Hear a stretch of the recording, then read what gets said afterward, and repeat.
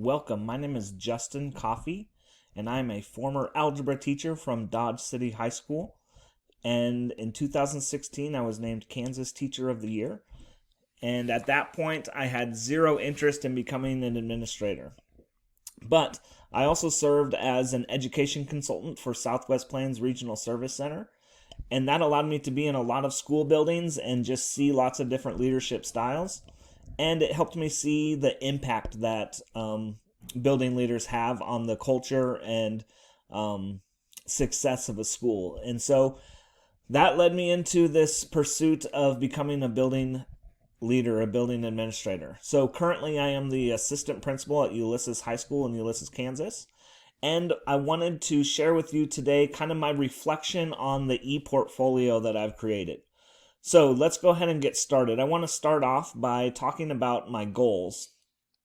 And I'm not going to go over everything here, but I just want to hit a couple highlights about my professional goals.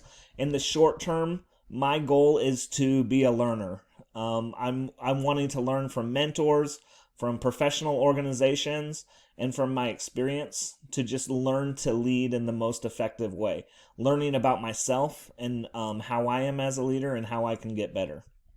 In the midterm, I want to lead a school. And so right now I'm serving as assistant principal at Ulysses High School, and that's a great spot to learn and to improve and to refine my skills.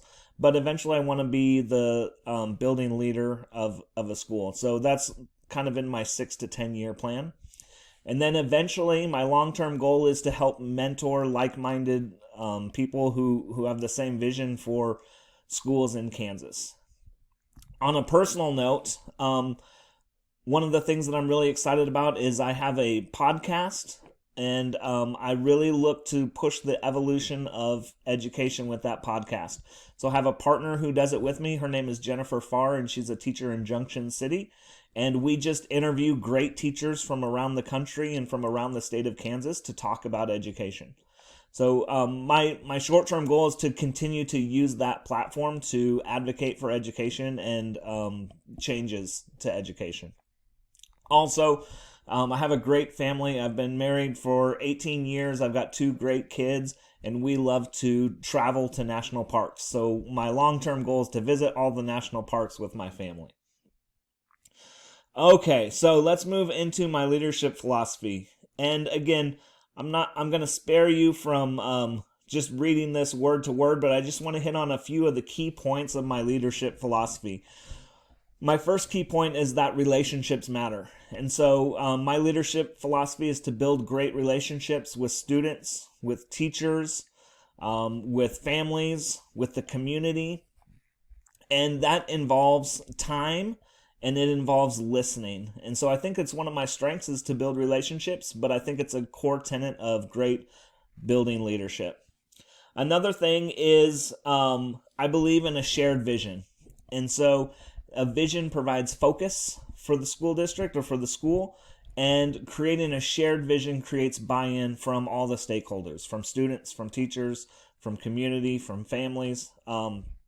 So I think that it's really important that you create a shared vision and a really concise vision that doesn't have a lot of education jargon built into it, but it's very clear and concise about what the vision for the school is. I also believe that schools are built around the idea of collaboration. I think we all get better when we collaborate. And so my leadership philosophy is a philosophy of distributed leadership. I want to help grow teacher leaders, and that means that I need to distribute leadership responsibilities to my teachers. And so that's something that I look forward to doing at my school. And I also believe that effective leaders create equitable opportunities for students, for teachers, and for families. So I think that's a really core tenet of education leadership. And then finally, I also believe that data is important. So I think that if we want to make informed, good decisions for our schools, then we need to have data to back that up.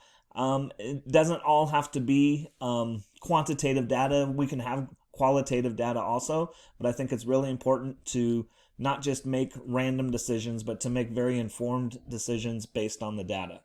So again, that just kind of sums up my leadership philosophy altogether.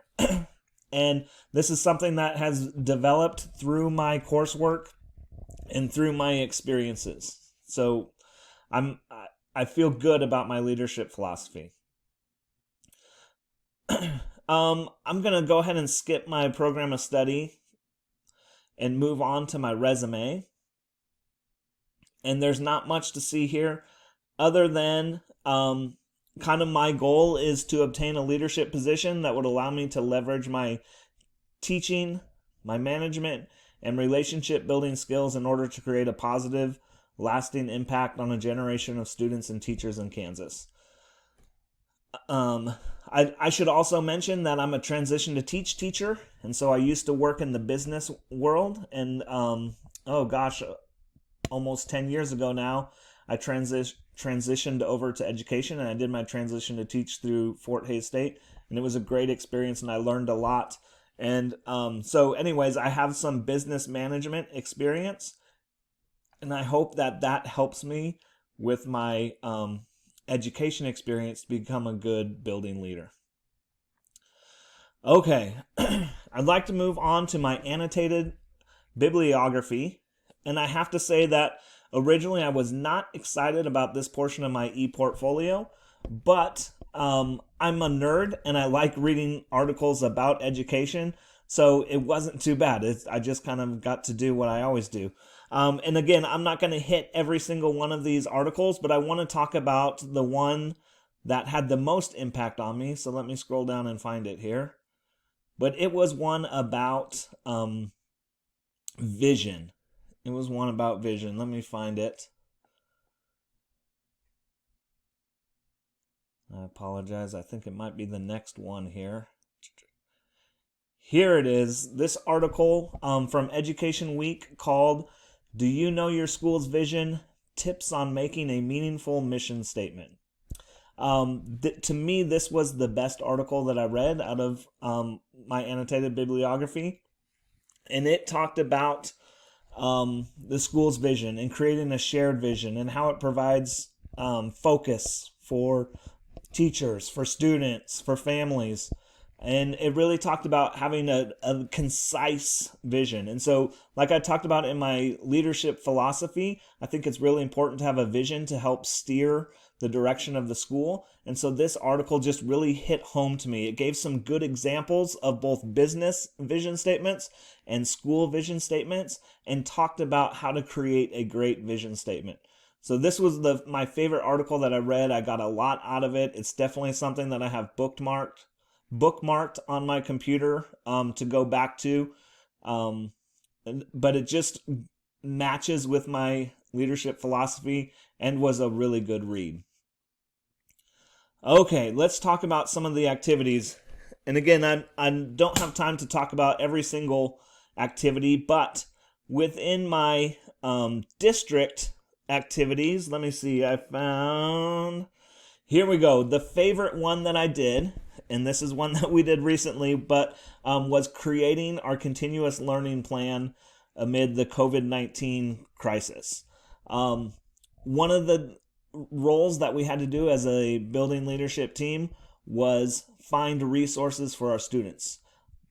We know that we provide a lot of services for our students when they're in our buildings, but when they can't be in our buildings, we looked to our community to find ways to provide access to services for students. So we really had to pull together our community, make a lot of phone calls, make a lot of connections, create a resource list for our students because we knew that they were going to need lots of services. Some of that was from food, some of that was from social, emotional, some of that was some of our religious and church communities stepping in to fill some of those services that we couldn't fill as a building.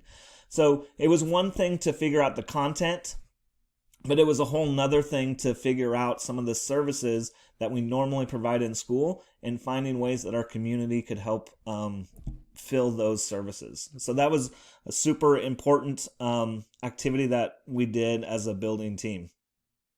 As far as at the elementary level, My favorite activity was working with elementary teachers, and we were working on academic discourse and how we get our students to talk more, to practice speaking, to practice listening, and to have discussions with each other.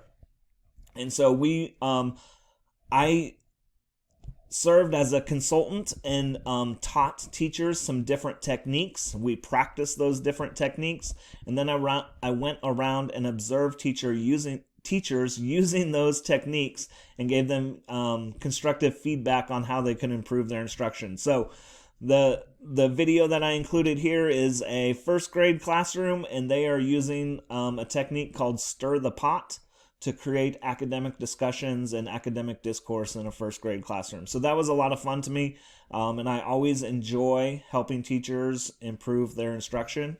And so that was a great activity. As far as secondary, I just want to talk about a couple of activities. One of them was this task. The high school is in charge of managing the fleet of vehicles that we have at Ulysses. And so we used to have a system where teachers filled out a paper request for vehicles. And in today's day and age, that paper request was just not the most efficient way to reserve vehicles. So I was tasked with the task of creating an electronic version where teachers could request vehicles.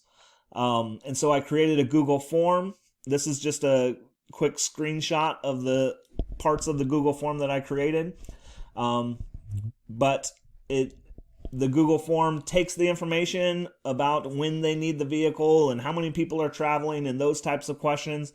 It puts it in a spreadsheet, and then it also sends an email to the person who reserved it as a confirmation that we received their request. And then it's actually our athletic director who then goes in and assigns which vehicle and gets keys ready for them. But this was an electronic system that I created to help manage some of the organizational systems within the high school. Another activity that I really enjoyed doing was working on the chronic absentee committee. And my role within that committee was data. And so I was tasked with finding data, sorting data, making it usable. And so again, here's just a couple of examples of some charts that I created, tracking our chronic absent students. And what we did is put students into tiers and had different interventions on ways that we can improve attendance and get students in school. So collecting the data and helping our school move towards the goal of improving our chronic absenteeism data. It's a piece of our KISA goal, and I was happy and proud to be on that committee to tackle chronic absenteeism. And it's something that is a bit of a problem in our district, and I look forward to continuing to find solutions for that. Okay, so lastly, I just want to talk about this reflection. And at first, I kind of thought this was a silly part of my portfolio until I had to really get in and dig deep into what were my expectations of this program and what was my actual experience like, and why was there a difference between those two things. And so what I really found out through just some deep reflection and thinking about the process was that this whole process has been super overwhelming. There's been lots of tears shed and late nights and early mornings. It has not been an easy task to do the coursework or create this e-portfolio. But I also know that the job of being a building leader is also overwhelming. So kind of the realization that I had is that, yes, this was overwhelming, but it helped prepare me for a career that's also overwhelming. And stepping out of your comfort zone, doing things that are difficult, are that's what makes you stronger and able to take on the task. So as much as it was painful in the moment, I really appreciated the fact that it made me stronger and more confident and ready to take on this task of being a building leader. So that is my portfolio. I hope you enjoyed my presentation. I know that I enjoyed the process. Again, even though it was difficult, I enjoyed going through the process and learning and growing as a professional, and I look forward to leading my own building. Thank you.